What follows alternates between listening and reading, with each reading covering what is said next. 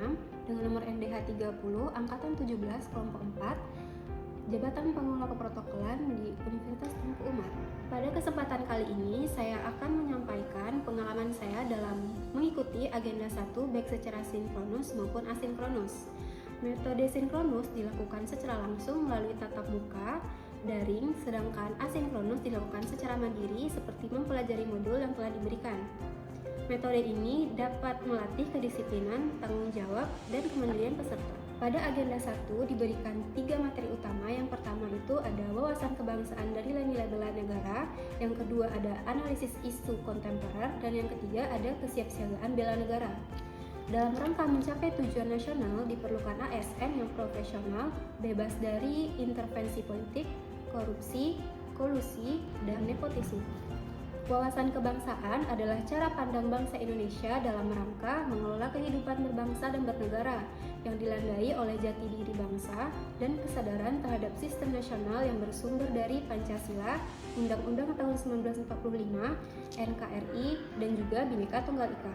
Pada materi ini, saya juga mempelajari adanya bendera Indonesia, yaitu sang bendera merah putih. Yang kedua, bahasa, yaitu bahasa Indonesia. Yang ketiga, ada lambang negara, yaitu Garuda Pancasila. Dan lagu kebangsaan Indonesia, yaitu lagu Indonesia Raya.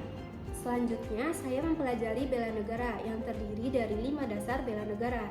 Yang pertama, ada cinta tanah air. Yang kedua, ada sadar berbangsa dan bernegara. Yang ketiga, setia pada Pancasila sebagai ideologi negara. Yang keempat, ada rela berkorban untuk bangsa dan negara. Dan yang terakhir, ada kemampuan awal bela negara. Kita bisa menerapkan sikap bela negara dalam kehidupan sehari-hari. Contohnya, membuang sampah pada tempatnya, memakai baju khas batik Indonesia, menggunakan helm saat berkendara motor, datang tepat waktu saat kerja, menjalankan perintah agama, menjalankan pekerjaan dengan penuh tanggung jawab, dan juga rajin untuk berolahraga agar sehat selalu.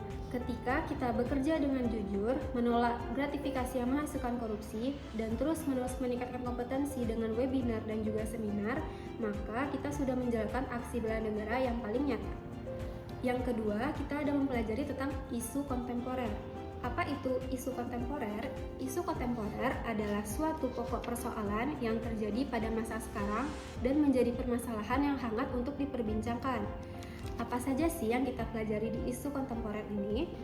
Dalam menganalisis isu kontemporer, kita mempelajari teknik analisis yang terbagi dalam 4 tahap. Yang pertama itu ada identifikasi dan deskripsi isu. Yang kedua, memilah dan menipis isu. Yang ketiga, mendalami dan menganalisis isu. Dan yang keempat itu alternatif penyelesaian.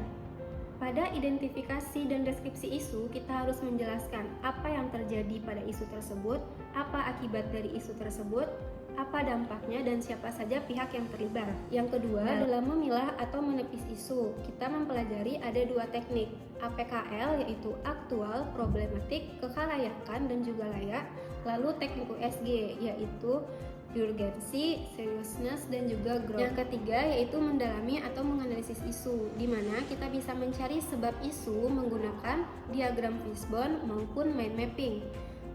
Setelah kita mencari sebab utama dari masalah isu tersebut, kita bisa langsung menyelesaikan masalah dengan alternatif penyelesaian.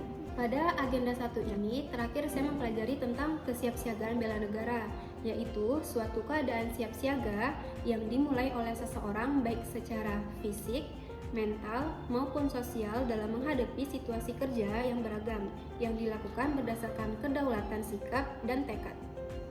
Contoh kegiatan kesiapsiagaan bela negara yaitu keprotokolan, yang dimana itu mencakup konsep dan dasar pelaksanaan, tata tempat, tata upacara, tata penghormatan, dan juga etika atau etiket keprotokolan. Pada agenda 1 ini memberikan saya pemahaman bahwa ASN bukan hanya sekedar pelaksana administrasi, tapi juga menjaga nilai kebangsaan dan agen perubahan di tengah masyarakat.